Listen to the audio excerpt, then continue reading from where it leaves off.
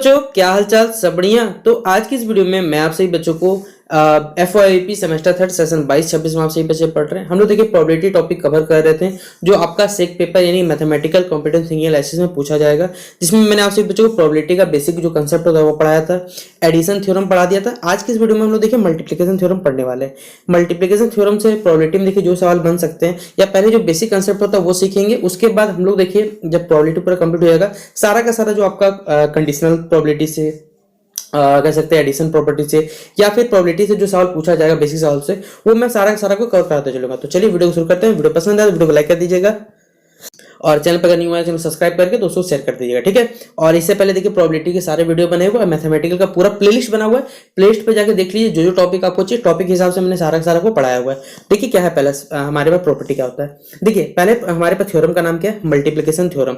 ये यानी अगर आप बचपन के हिसाब से चलिएगा, छोटे क्लास से चलिएगा, मल्टीप्लिकेशन मतलब होता है मल्टीप्लाई करना, ठीक है, नहीं गुना करना जिसको आप लोग कहते हैं। तो प्रोबेबिलिटी मतलब ही होता है, बेसिकली हम लोग जानते हैं कि कोई भी घटना का होना नहीं होना वो हमारे पास प्रोबेबिलिटी में काउंट होता है। अब जैसे यहाँ पर बताया गया, जैसे कोई भी घटना, आप जीवन के बॉल उठा लिए, कोई चीज को फेंक दिए, कार्ड वाला एग्जांपल, ये सब के सब जो होता है हमारे पास प्रोबेबिलिटी में काउंट होता है। लेकिन हमारे पास देखिए यहाँ पर जो हम लोग को प्रोबेबिलिटी सीखना मल्टीप्लिकेशन वगैरह है, वो क्या हमारे पास दो घटनाएं एक साथ जब घटती है, इसलिए लिखा हुआ देखिए the probability of simultaneous occurrence of two events A and B is equal to the product of the other two. यानी अगर हमारे पास दो घटनाएं एक साथ साइमल्टेनियस मतलब एक ही साथ अगर घट रही है तो दोनों का जो प्रोडक्ट होगा उसी को हम लोग is the equal to the product of the probability of the other, यानी वो दूसरे कह सकते हैं जो हमारा पहला प्रोबेबिलिटी और दूसरा प्रोबेबिलिटी उन दोनों का प्रोडक्ट होगा, given that the first one has awkward, यानी पहला वाला कंडीशन हमारा हो गया होगा। तो इस प्रकार के कंडीशन को हम लोग मल्टीप्लिकेशन थ्योरम बोलते हैं। अब देखिए बेसिक सवाल बनाऊंगा ना तभी आपको समझ में आएगा क्या समझ। देखिए पहले हमारे पास एक वर्ड आता है, इसका नाम है रैंडम। रैंडम मतलब कुछ भी उठा लीजिए भाई, आपको जो मन करता है।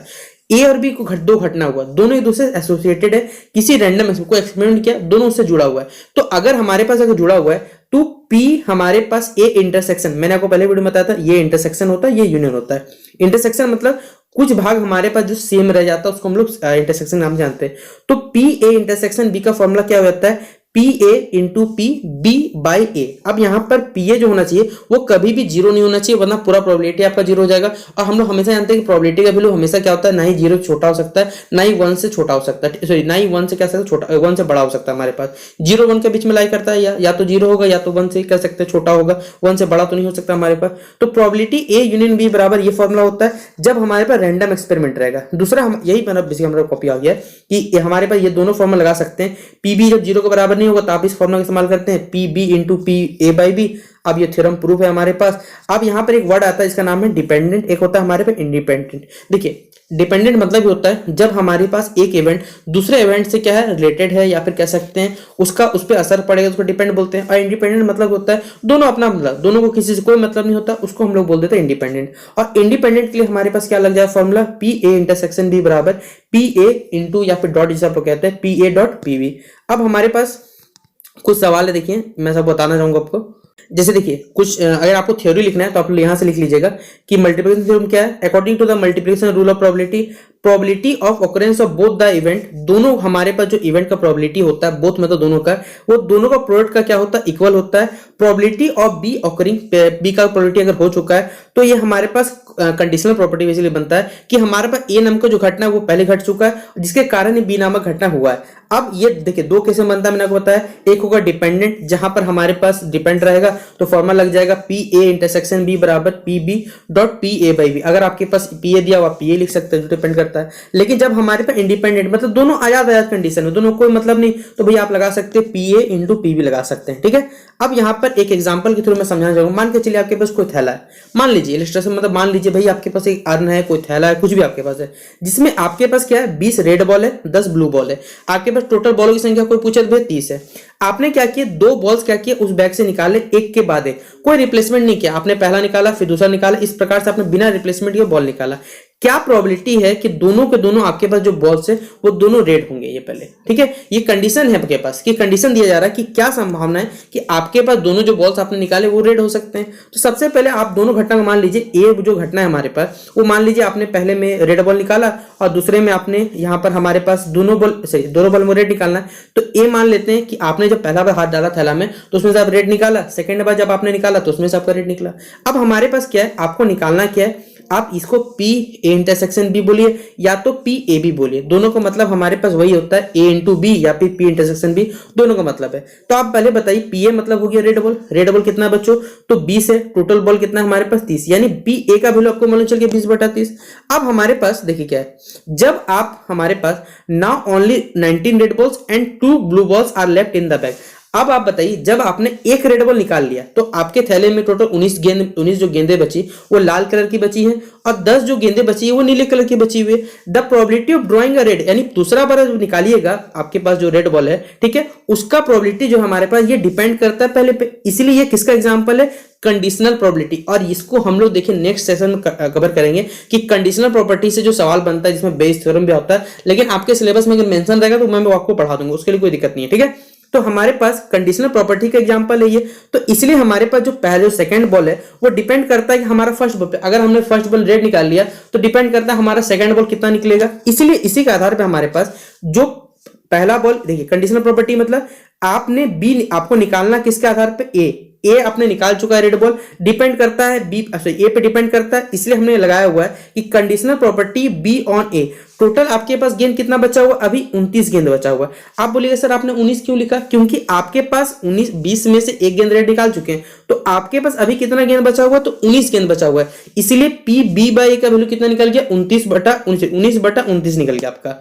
अब देखिए यहां पर सॉल्व करेंगे हम लोग, ये आपको मालूम चल गया, फॉर्मूला आपको मालूम है, पी ए इंटरसेक्शन बी बराबर क्या होता है, P A into P B by A. Solve कर दीजिएगा, काट कूट के आंसर निकाल लीजिएगा, आपका इतना आंसर आ जाएगा, ठीक है। आप लोग सॉल्व कर सकते हैं, 1 0 काट दीजिएगा, 19 दूनी 38 और 29 दिया कितना 87 होता है। तो ये आपका कह सकते हैं जो बेसिक सवाल होता है प्रोबेबिलिटी का वो था। अब हम लोग देखिए एक एक सवाल, इंपॉर्टेंट सवाल जो पेपर में बन सकता है वो भी मैं आपको डिस्कस करता हूँ। जैसे देखिए यहाँ एक क्वेश्चन दिया हुआ है, थोड़ा सा क्वेश्चन कट गया हूं, आप करिएगा, find the probability of drawing a diamond card. आप क्या कर रहे हैं, दो कॉन्जिक्यूटिव कार्ड एक साथ, यानी क्रमागत दो कार्ड आप निकाल रहे हैं, आपके पास कार्ड का बंडल उससे दो कार्ड निकाल रहे हैं। क्या प्रोबेबिलिटी है if the card drawn is not replaced after the, यानी आपने जब पहला कार्ड निकाला तो आप दूसरा कार्ड रिप्लेस नहीं करेंगे, उस कंडीशन में आपको बताना है, यानी आपके पास कंडीशन वाला प्रॉपर्टी आपको पढ़ना पड़ेगा। अब देखिए पहले बस आपके पास डायमंड कार्ड होता है कितना, पहले आपको मालूम, देखिए आप ताश वाला जो सवाल है वो मैंने पहले वीडियो में आपको शेयर कर दिया था, वो वीडियो देख लीजिएगा जिसमें प्रोडक्ट बेसिक बताया था कि कार्ड वाला में जो क्वेश्चन आता है उसमें कुछ कुछ आपको मालूम है, डायमंड कितना होता है, एस कितना होता है, स्पेड कितना होता है, क्लब कितना होता है, ये तमाम चीज देख लीजिएगा। तो हमारे पास पहले क्या है, ये जो घट रहा है हमारे पास, मान के चलते आपने एक डायमंड कार्ड निकाला पहला ड्रॉ में, दूसरा ड्रॉ में भी आपको डायमंड कार्ड निकालना है, ठीक है। आप इसको बनाने के लिए बहुत, आप चाहे तो कॉम्बिनेशन का इस्तेमाल कर सकते हैं, आपने सेमेस्टर 2 में भी देखिए बेसिकली मैथमेटिकल कुछ पेपर पढ़ा होगा, उसमें कॉम्बिनेशन पढ़ा होगा। तो हमारे पास देखिए क्या है, प्रोबेबिलिटी क्या है, संभावना यहाँ पर क्या है, पी ए मतलब होगी यहाँ पर हमारे पास, आप डायरेक्ट लिख सकते हैं, टोटल आपके पास कार्ड कितना है बच्चों, 13 कार्ड है, और टोटल डायमंड कार्ड 13 है आपके पास। अब बोलिए सर हमारे पास 13 कहां से कार्ड आ गया डायमंड को, देखिए आपको थोड़ा सा प्रोबेबिलिटी का ध्यान रखना तभी आप बता सकते हैं, हर ग्रुप में ग्रुपिंग करके चलते हैं हम लोग। तो 13/52 हो जाएगा हमारे पास 1/4। आप इससे कंडीशनल से भी लगा सकते हैं या कॉम्बिनेशन रूल लगा दीजिएगा तो भी कोई फर्क नहीं पड़ेगा। अगर आप पहला कार्ड में सोचिए, अगर 51 एक कार्ड निकाल ले डायमंड का, दूसरा कार्ड में आपके पास कितना कार्ड बचेगा, 51 कार्ड बचेगा, लेकिन आपके पास 13 में से एक कार्ड आपने निकाल लिया, यानी कितना कार्ड बचेगा आपके पास 12, यानी ये हमारा बी बाई जो ए केस है 12 कार्ड आपके पास बचा हुआ है। टोटल आपके पास अब 51 कार्ड है, क्यों, 52 में से एक तो आपने निकाल लिया और 13 में से एक कार्ड निकाल लिया, इसलिए आपके पास क्या 12 कार्ड बचे हुए। तो 12/51 का मतलब होता है 4/17, इसलिए हमारे पास पी बी बाई जो ए निकलेगा वो हो जाएगा 12/51 मतलब 4/17। अब आपके पास देखिए फॉर्मूला आपको मालूम है, कोई नया चीज मैं नहीं बताने वाला हूं, पी ए यूनियन बी या तो पी ए इंटू बी, इसी को पढ़ा जाता है मल्टीप्लिकेशन थ्योरम में, P A into P B by A, formula put कर दीजिएगा, आपके पास आपको जवाब मिल जाएगा। तो इस प्रकार देखिए आप मल्टीप्लिकेशन थ्योरम का सवाल से निकाल सकते हैं। जैसे देखिए एक और सवाल मेरे पास है, एक बैग है उसमें 19 को टिकट है, ठीक है, इसमें 1 से लेकर 19 तक नंबरिंग किया हुआ है। आपने एक कार्ड टिकट निकाला, फिर दूसरा टिकट निकाला विदाउट रिप्लेसमेंट। अब बोलिए सर विदाउट रिप्लेसमेंट बात बहुत बार बार आ रहा है, देखिए आपका जो सिलेबस है उसमें इतना कह सकते हैं इतना वास्ट तो नहीं दिया हुआ है, लेकिन अगर विद रिप्लेसमेंट का भी सवाल आएगा ना तो उसमें कॉम्बिनेशन लग जाएगा, ठीक है, जो कि क्लास 11-12 का टॉपिक है। जो साइंस बैकग्राउंड से बिलोंग करते हैं उनके लिए तो बहुत ईजी रहेगा, लेकिन जो आर्ट्स के बच्चे उनको थोड़ा दिक्कत हो सकता है, लेकिन सिलेबस में आपका ये सब मेंशन नहीं किया उतना। तो आप देखिए क्या कर लीजिए, यहाँ पर हमारे पास 19 कार्ड है। आप मान लीजिए ना भैया, जैसे आपको एग्जाम में एमसीक्यू बोलेगा तो आपको तो डायरेक्ट बनाना है, आपको तो निकालना, आपको मालूम है कि पी ए इंटरसेक्शन बी निकालना है। आपके पास टोटल कितना कार्ड है, तो 1 से लेकर 19 तक का आपके पास कार्ड है। ठीक है, 19 को कार्ड है, यहाँ पर कोई रिप्लेसमेंट नहीं होने वाला। हमको बताना है कि दोनों कार्ड क्या होना चाहिए भैया, इवन नंबर होना चाहिए। पहले बात बताइए, आपके पास आपको इवन आउट का तो नॉलेज होगा।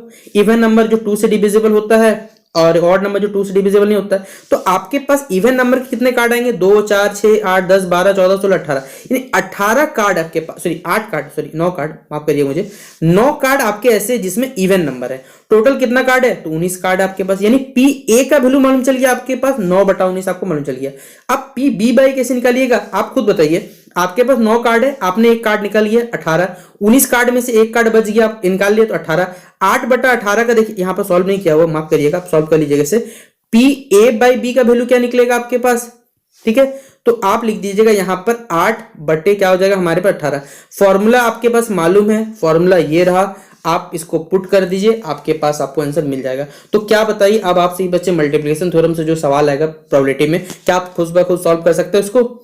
जैसे देखिए हमारे पास एक और सवाल है यहाँ पर, एक चलिए मैं इसे थोड़ा जूम कर लेता हूँ, थोड़ा सा देखिए, अगर ब्लर आएगा तो माफ करिएगा, क्योंकि पेपर की जो क्वालिटी सही है। देखिए क्या बोला है, आप प्रॉपर्ली सफल डेक, मतलब मान के चलिए भैया आपके पास कार्ड है जिसमें जोकर्स कार्ड आपने ड्रॉ किया, आपका क्या प्रोबेबिलिटी है कि वो एक रेड हो या तो किंग कार्ड हो। देखिए सबसे पहले आप लोग क्या कर लीजिए, एक बार पता है प्रोबेबिलिटी मेरे हिसाब से आप लोग एक बार कार्ड्स को पढ़ लीजिए। कार्ड्स को पढ़ने से क्या होगा, आपको नॉलेज हो जाएगा। प्रोबेबिलिटी में सबसे ज्यादा जो सवाल आता है वो कार्ड्स पे बेसिक पे आता है।